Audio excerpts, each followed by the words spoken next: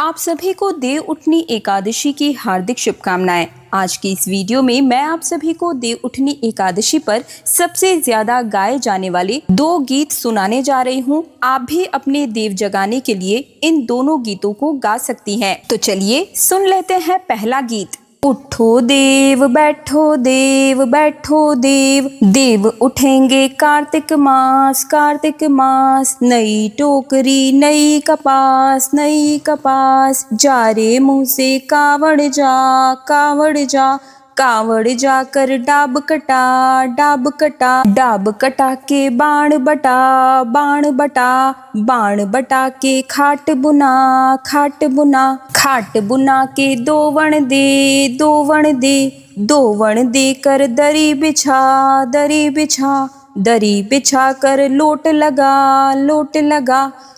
लगा कर मोटा हो झोटा हो, भूरी गाय कपला गाय, जाको दूध महापण हो, जितनी अंबर तारणियां उतनी इस घर गावणियां, जितने जंगल सीख सलाय उतनी इस घर बौवण आय, जितने जंगल ईंट और रोड़े उतने इस घर हाथी घोड़े,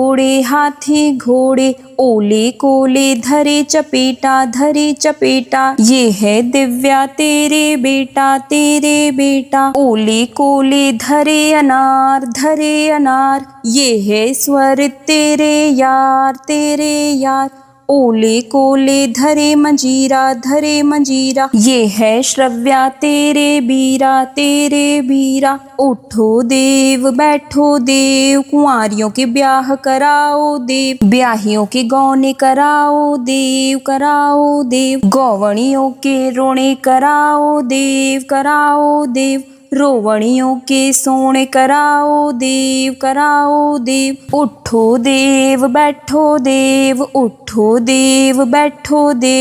उठो घृत कौशिकों के देव उठो घृत कौशिकों के देव उठो। तो इस तरीके से हमें देव उठाने हैं। और देखिए मेरा गोत्र घृत कौशिक है, इसकी जगह पर आप सभी अपने अपने गोत्र का नाम लीजिएगा और फिर इस तरीके से जोर जोर से थाली को बजाते हुए हम धीरे धीरे से थाली को हटाकर एक साइड पर रख देंगे और इस तरीके से हमारे देव उठ जाएंगे। और अब मैं आप सभी को देव उठनी एकादशी पर देव जगाने का दूसरा गीत सुनाने जा रही हूँ, तो बड़े ही ध्यान से सुनिएगा।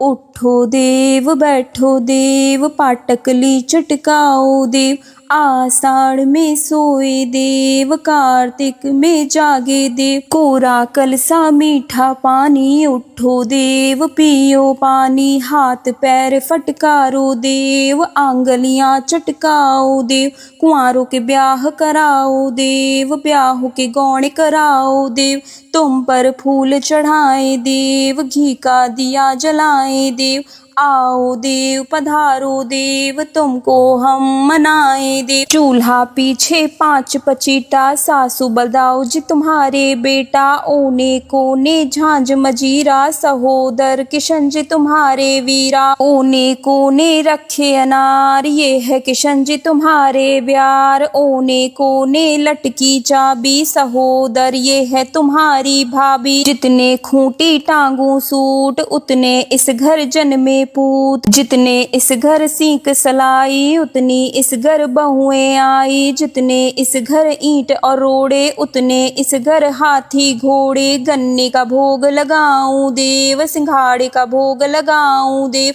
आंवले का भोग लगाऊं देव, मूली का भोग लगाऊं देव। अब इसके बाद आपको गाना है उठ नारायण बैठ नारायण, चल चना के खेत नारायण, मैं बोऊं तू सींच नारायण, मैं काटूं तू उठा नारायण, मैं पीसूं तू छान नारायण, मैं पोऊं तू खा नारायण। तो जहाँ पर मैंने कृष्ण भगवान के परिवार का नाम लिया है, आप चाहें तो अपने परिवार के बेटा बेटी का नाम लेकर भी इस गीत को गा सकते हैं। अब इसके बाद में सबसे पहले आपने जो दीपक रखा था उसे हम धीरे से टोकरी या परात जो आपने जिससे भी ढका हुआ है उसे थोड़ा सा ऊपर उठाकर दीपक को हमें इस प्रकार से धीरे से जला देना है, ज्यादा आपको नहीं उठाना है। दिया जलाने के बाद अब आराम से ये जो परात जिससे भी आपने ढका हुआ था इसे हम एक साइड पर रख देंगे। अब देखिए देवों को उठाने के बाद सबसे पहला कार्य आपको क्या करना है। तो देखो देवों को उठाने के बाद ऐसी मान्यता है कि जब देव 4 महीने की योग निद्रा के बाद जागते हैं तो सबसे पहले देवी तुलसी की ही आवाज सुनते हैं। तो सबसे पहले हमें एक तुलसी दल लेना है और यही सभी सामग्री के पास में हमें रख देना है। अगर मंजरी वाली तुलसी मिल जाए तो वो और भी उत्तम मानी जाती है। अब देखिए गंगा जल और फूल की सहायता से स्नान की भावना से हम देवों को छींटा दे देंगे, वस्त्र की भावना से कलावा समर्पित कर देंगे और इसके साथ ही चंदन, रोली, तिलक समर्पित कर देंगे।